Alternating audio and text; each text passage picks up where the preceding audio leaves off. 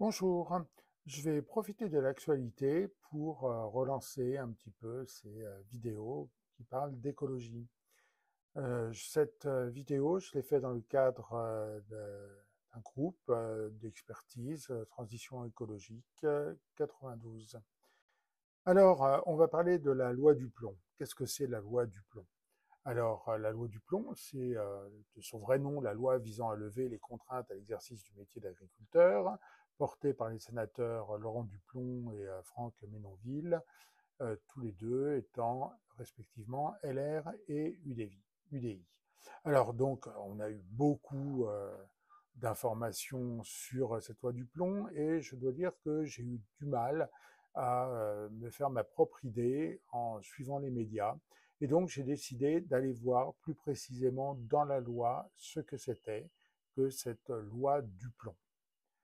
Alors, un exemple de psychodrame qui a été autour de cette loi, communiqué des écologistes, rebaptisé loi cancer, pesticides cancérigènes et tueurs d'abeilles. Déjà, quand je dis ça, je me dis, oh là, c'est probablement plus compliqué et on va aller voir effectivement qu'est-ce qu'il y a dans cette loi. Alors, il y a eu tout un parcours législatif pour la loi, d'abord l'Assemblée, ensuite le Sénat, ensuite une comité mixte, ensuite le Conseil constitutionnel. Vous verrez que je vais essayer de jongler avec tout ça parce que c'est pas simple. Donc, alors, c'est une proposition de loi. Une proposition de loi, ça vient du Parlement. Si ça avait été un projet, ça venait du gouvernement. Donc là, c'est une proposition. Finalement, qu'est-ce qu'il y a dans cette loi? On a la loi organisée, donc là c'est tiré de Légifrance, organisée en 4 titres et à l'intérieur des titres, des articles. Quand on va voir sur Légifrance cette loi, bah, on se retrouve avec des systèmes comme ça où en fait il faut aller chercher la loi précédente qui a été modifiée par cette loi. C'est vraiment pas simple. Bon, j'ai quand même essayé de faire le travail pour avoir vraiment mes propres idées sur le sujet. Alors, le titre premier, c'est Mettre fin aux surtranspositions et surréglementations françaises en matière de produits phytosanitaires. Et notamment, ce qui a beaucoup fait débat, c'est le cas des néonicotinoïdes, avec l'article 2 qui prévoyait la possibilité de déroger à l'interdiction d'utiliser un insecticide de la famille des néonicotinoïdes, donc l'acétamipride pour précisément, on va voir après exactement ce que c'est cette molécule, pour un usage précis. Euh, Ce néonicotinoïde avait été approuvé par l'Union européenne jusqu'en 2033, autorisé dans les autres pays membres, mais interdit par la France en 2018, de même que 4 autres néonicotinoïdes, avec des dérogations possibles jusqu'au 1er janvier 2020, mais en 2021 et 2022, deux nouvelles dérogations ont été accordées à la filière betterave sucrière pour traiter les semences. Donc c'était une loi qui a été passée le 14 décembre 2020. Alors, ces dispositions dans la loi entre guillemets du plomb ont été censurées par le Conseil constitutionnel, qui a jugé que les possibilités de dérogation étaient trop larges, pas assez cadrées, ni d'un point de vue filière, ni d'un point de vue temporel. Par ailleurs, le Conseil constitutionnel a utilisé l'argument de la santé publique avec donc l'introduction dans le préambule de la Constitution de la Charte de l'environnement. Et donc ces néonicotinoïdes, euh, selon le Conseil constitutionnel, euh, n'étaient pas compatibles avec le droit de vivre dans un environnement équilibré et respectueux de la santé. On va aller voir plus précisément ce que c'est ce néonicotinoïde. Alors vous avez sa formule, bon globalement là, avec la formule on ne peut pas en dire grand-chose.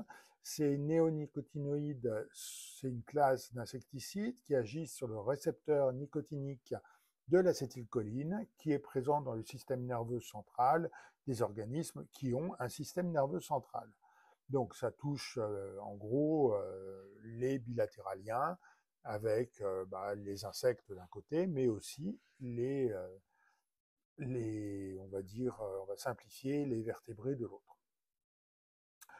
Il agit sur le système nerveux des organismes vivants et il provoque des dommages neurologiques allant jusqu'à la paralysie et la mort.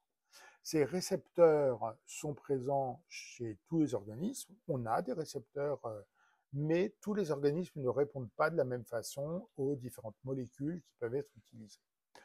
Alors, plus précisément, cette molécule, qu'est-ce que c'est? Donc, elle a une solubilité de 4,25 grammes par litre.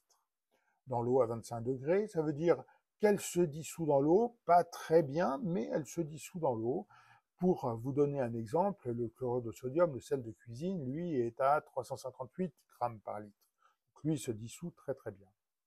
Le log KOW, c'est le coefficient de partage entre octanol et eau. Ça mesure la capacité d'une molécule à aller plutôt dans les organismes vivants ou plutôt dans la phase aqueuse. Je simplifie, bien sûr.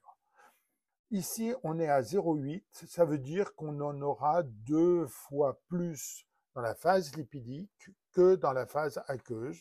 Donc, il se dissout dans l'eau et quand on le met en présence d'organismes biologiques, ils ont la tendance à aller dans les organismes biologiques, mais on a quand même une phase assez importante dans la phase aqueuse. L'acétamipride se dégrade avec une demi-vie dans le sol entre 5 et 17 jours, on va dire 10 jours en moyenne, selon le type de sol considéré. Mais donc, bien qu'il se dégrade relativement vite dans l'environnement, le fait qu'il a cette capacité à aller dans l'eau fait qu'on va pouvoir le retrouver dans des milieux aqueux, il va pouvoir aller dans les nappes phréatiques, il va pouvoir se volatiliser aussi. Donc c'est un produit qui va être présent dans l'environnement quand il est utilisé, mais ne reste pas forcément très longtemps.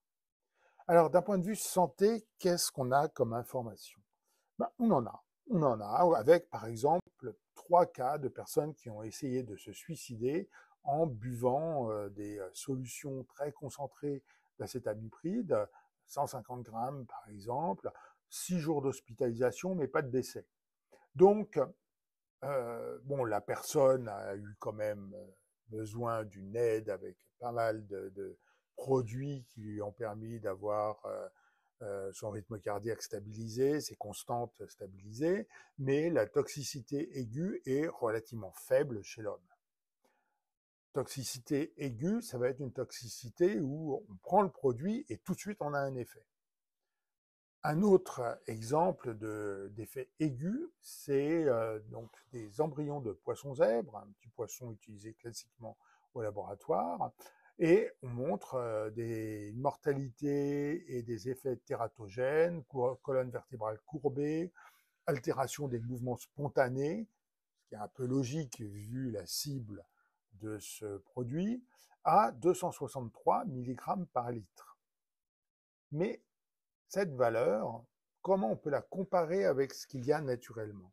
On a des données. On a des données, par exemple, au nord du Bénin, au moment d'un traitement phytosanitaire du coton par de l'acétamipride, les concentrations dans l'eau sont entre 0,2 et 7,7 microgrammes par litre.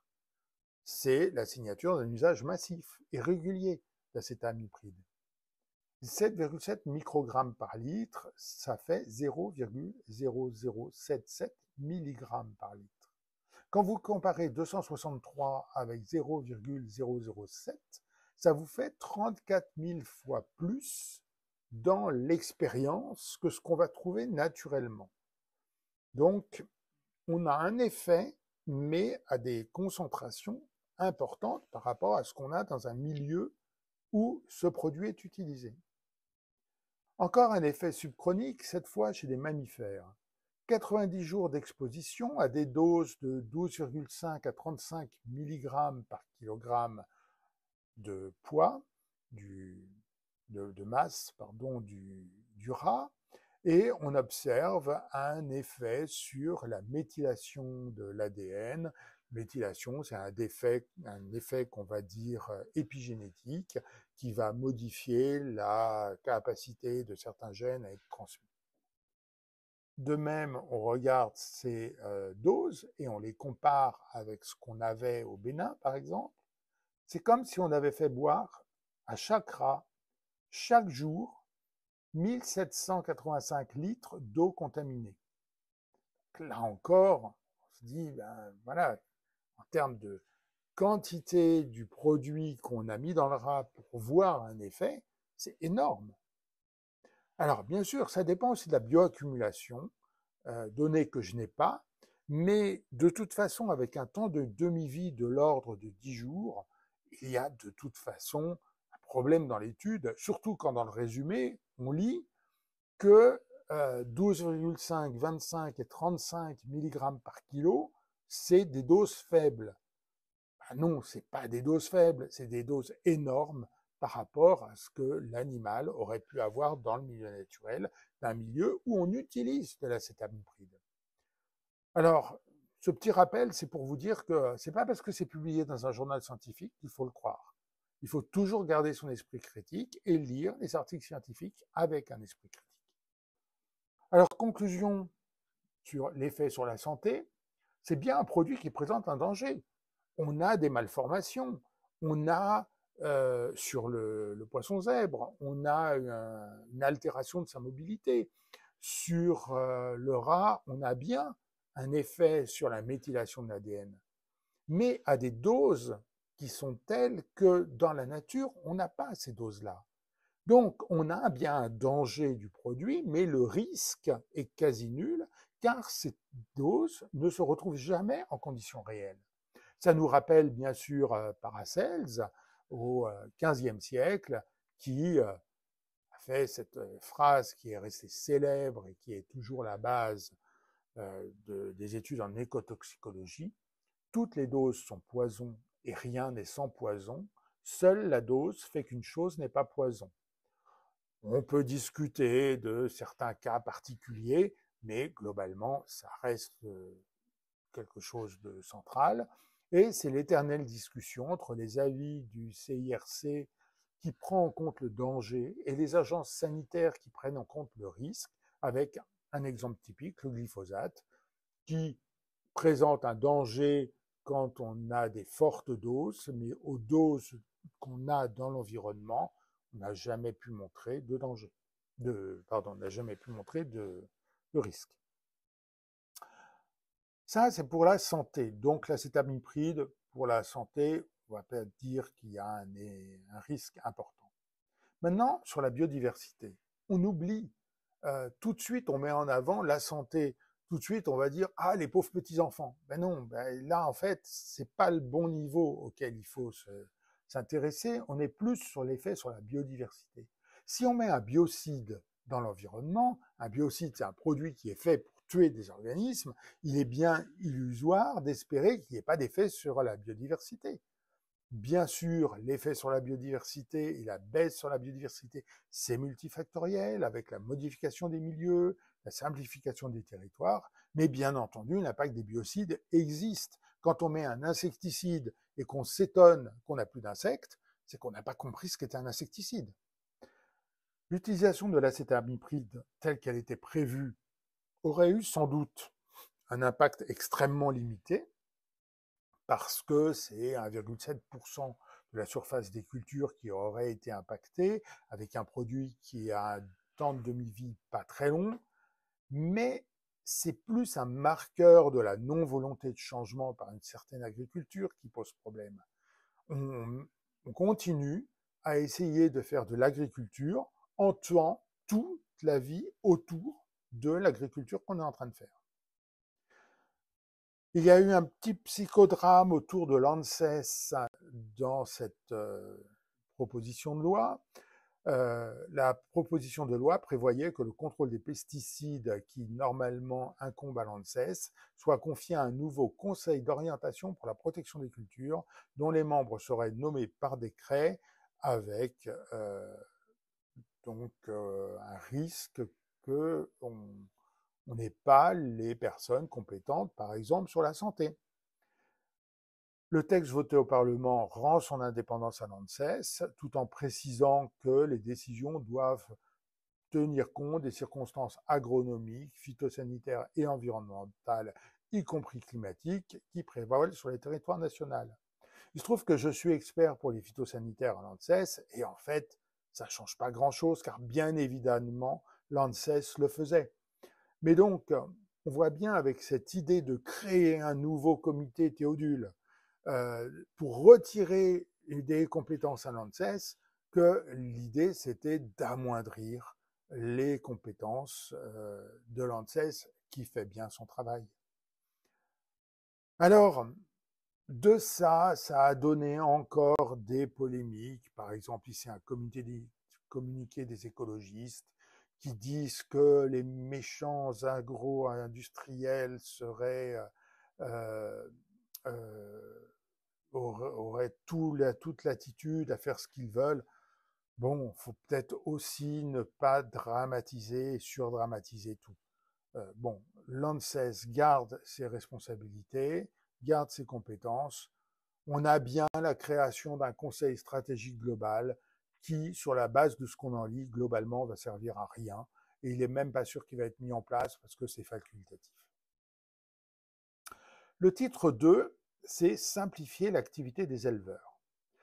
Pour comprendre l'enjeu, il faut revenir à 2024, une directive européenne qui dit que les États membres peuvent utiliser une procédure d'autorisation pour les élevages intensifs de volailles et de porcs ayant plus de 40 000 emplacements pour les volailles, 2 000 emplacements pour les porcs et 750 emplacements pour les truies. Ça a été introduit dans le droit français en 2024. Et là, qu'est-ce qu'on a dans ce texte?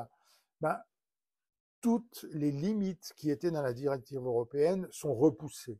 On est à 85 000 poulets contre 40 000, 3 000 cochons contre 2 000. Et ça, le signal n'est pas bon. Clairement, avoir une autorisation environnementale, c'est pas pour embêter le public. C'est pour le protéger au contraire.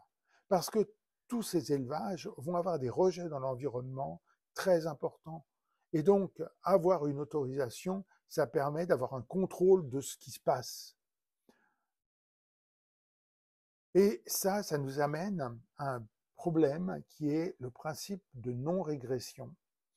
Ce principe de non-régression, c'est dans la Charte de l'environnement, qui est intégré dans la Constitution. Le 9e principe, c'est la protection de l'environnement est assurée par les dispositions législatives et réglementaires, ne peut pas faire l'objet d'une régression. Ça peut faire l'objet que d'une amélioration constante. Or là, qu'est-ce qu'on a dans ce texte? On a que OK, on sait qu'il y a ça dans la Constitution, mais nous, on décide avec ce texte de loi qu'on a le droit de ne pas le prendre en compte. Là, ça pose un gros problème quand même. Titre 3. Faciliter les retenues d'eau superficielles ou souterraines qui deviennent d'intérêt général majeur. Alors, pour faire simple, c'est ce qu'on appelle les méga-bassines. C'est en fait des zones de stockage d'eau qui permettent à l'agriculteur de passer des périodes où il a besoin d'eau pour ses cultures. Alors en fait, c'est un sujet complexe. Je ne vais pas rentrer dans des polémiques qui sont stériles. Si l'agriculteur a besoin d'eau, eh ben, c'est logique qu'il demande à en avoir, mais c'est logique aussi que le législateur prenne des précautions, qu'on fasse pas n'importe quoi et tout, qu'on prenne pas de l'eau, par exemple, dans des retenues d'eau inertielles, c'est-à-dire en fait, des retenues où l'eau a beaucoup de mal à rentrer ou sortir. Donc, c'est un sujet complexe. Dans certains cas, ça se justifie, dans d'autres cas, non. Retenons quand même simplement que la notion d'eau perdue n'a pas de sens. Florence Abetz, qui est avec moi au conseil scientifique de l'Agence de l'eau Seine-Normandie, a très bien traité ce sujet. La notion d'eau perdue n'a pas de sens d'un point de vue écologique. C'est pas parce que l'eau est lessivée, va dans un fleuve et va dans la mer que c'est de l'eau perdue. C'est de l'eau qui fait partie du cycle de l'eau. Et donc, cette notion d'eau perdue, il faut l'oublier. On peut comprendre que les agriculteurs aient besoin d'eau, mais il ne faut pas faire n'importe quoi. Or, justement, tel que c'était écrit dans la version transmise au Conseil constitutionnel, ben, globalement, on pouvait faire à peu près n'importe quoi. Heureusement, le Conseil constitutionnel a rétabli une certaine logique. On ne peut pas faire n'importe quoi. Titre 4. Donc, l'OFB était mis sous tutelle des préfets. Donc, finalement, d'après ce que j'ai compris, on revient en arrière. L'OFB garde ses compétences. Et ça, c'est un point sensible, parce que l'OFB, c'est un organisme public qui fait ce que le législateur lui a demandé de faire. Et critiquer l'OFB alors que, par exemple, on vient d'être nommé Premier ministre, c'est vraiment extrêmement grave. Ça veut dire que, en tant que Premier ministre, je me permets de critiquer des agents qui font respecter le travail législatif du Parlement. Donc, c'est vraiment très grave.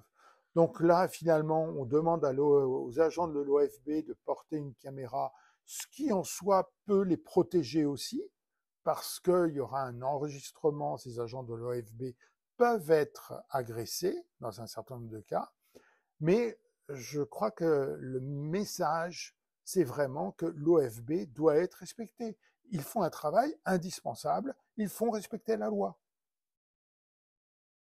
Pour terminer, la loi a été promulguée par Emmanuel Macron et il y a eu une petite polémique sur il n'aurait pas dû parce qu'il y a eu 2 millions de signatures.